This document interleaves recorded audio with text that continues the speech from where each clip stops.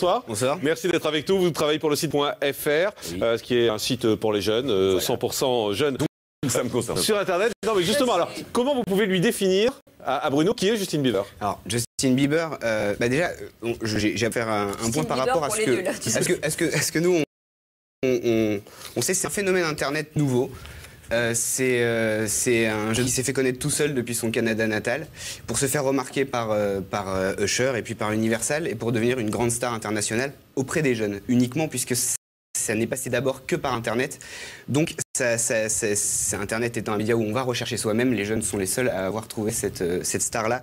Sur Mediapart.fr, par exemple, Justin Bieber, c'est 1000 articles depuis 2009, fin 2009, c'est-à-dire le premier article qu'on a posté sur lui. C'est 4000... Vous racontez quoi, sa couleur de cheveux, comment il soif c'est plein de choses. C'est même... Et 17 000 commentaires, ce qui est quand même énorme. Ça fait beaucoup réagir les gens. Et c'est surtout parce que il a tout de suite compris que, la force des réseaux sociaux. C'est-à-dire, il raconte sa vie perpétuellement sur Twitter. Il a commencé comme ça. De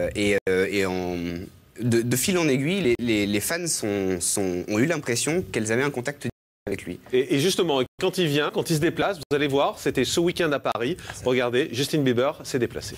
Il fait quoi? Il chante? Oui, il chante. Il était de passage à Paris la semaine et le mois que l'on puisse dire, c'est que sa visite éclair n'est pas passée inaperçue. En quelques heures seulement, Justin Bieber a réussi à mettre par-dessus dessous.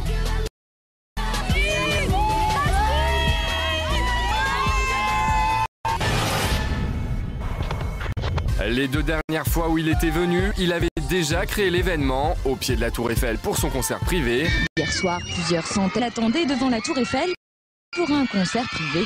Et encore une fois, Justin a fait l'unanimité. Ou sur le plateau du Grand Journal. On n'a jamais vu un tel engouement depuis l'existence du Grand Journal. Depuis 6 ans. On a reçu YouTube, on a reçu Prince, on a reçu beaucoup de monde. C'est une tranche d'âge très particulière, mais là, depuis 6h30 ce matin, il y a aux fans qui sont là. La semaine dernière, le jeune et faible à la mèche rebelle a donc remis le couvert, mais cette fois pour la promo de son film autobiographique, Never.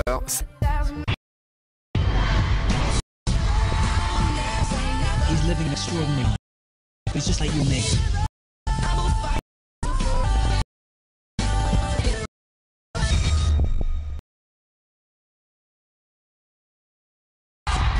Et promo oblige, le Tin s'est montré un peu partout pour faire le job. On a pu l'apercevoir au 6-9 d'énergie. J'ai une guitare qui est pour toi. Est-ce que tu peux faire rockstar, genre... Ah ouais, qu'est-ce que ça? Act like a rock star now.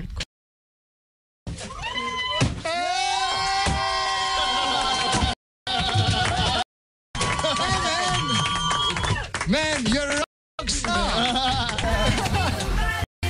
Sur le plateau de 5 Inside, à nouveau à côté de son pote Nikos. Ça fait plaisir de te voir, Justine. Merci sur le plateau de 50 minutes Inside. Thank you for being here, you know. Thanks for having me. And Yeah. she Speak started in French? love with you, you know, Sandrine. Yes. It's a very, very nice. Thank you so much. Dis-lui que Merci tu l'as beaucoup. dit, lui. Je t'aime, Justine. Évidemment sur le tapis rouge du Grand Rex pour l'avant-première de son film. Ah, je t'aime beaucoup.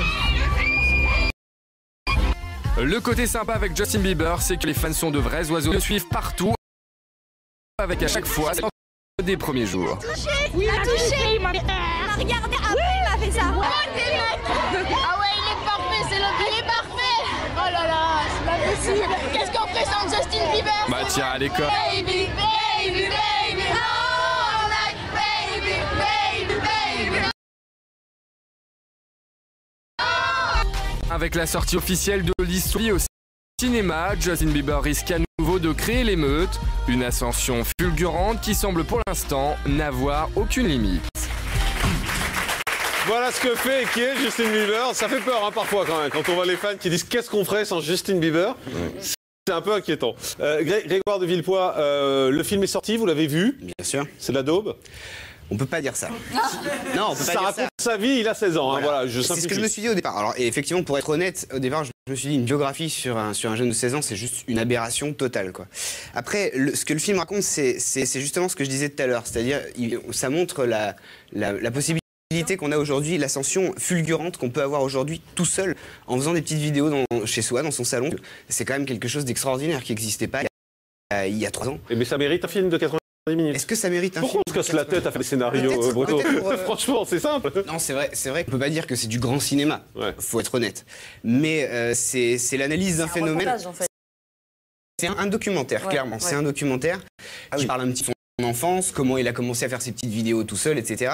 Et qui montre comment, en partant de rien, il est arrivé au Madison Square Garden et il a rempli la plus grande salle du monde pour chanter, voilà, pour faire son concert. C'est assez impressionnant et puis c'est assez bien fait dans le sens où tous ces jeunes-là, ils ont l'impression de pouvoir faire pareil en fait. Ouais, ça donne de l'espoir en fait. Voilà, c'est ça. Merci beaucoup Grégoire de Villepoix, rédacteur pour le site melty.fr. Merci d'avoir été avec nous. L'actualité média aujourd'hui, c'est aussi Nelson Montfort qui se retrouve dans la tourmente. Il est dans la tourmente à cause d'une collaboration avec un site internet qui appartient au groupe Areva. À l'intérieur de France 2, la colère monte. On l'accuse de ne pas respecter la déontologie